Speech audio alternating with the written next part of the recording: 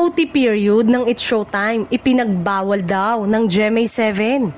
Mainit na usapan ngayon sa social media ang umano'y pagbabawal ng GMA7 sa OT period ng It's Showtime na sinasabing bahagi raw ng block time agreement ng Kapuso Network at ABS-CBN.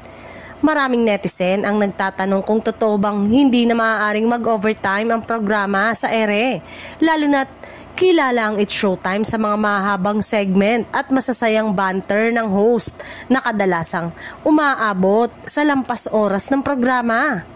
Ang It's Showtime ay nananatiling isang block time program ng ABS-CBN na ipinalabas sa GMA7 simula April 6, 2024. Ibig sabihin, ABS-CBN pa rin ang may-ari at producer ng programa habang binabayaran nila ang airtime sa Kapuso Network para ipalabas ito sa kanilang tanghaliang slot.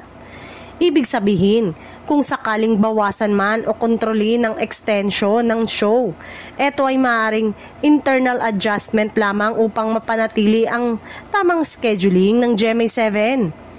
Patuloy pa rin ang It's Showtime sa isa sa mga pinag-uusapang noontime show sa bansa.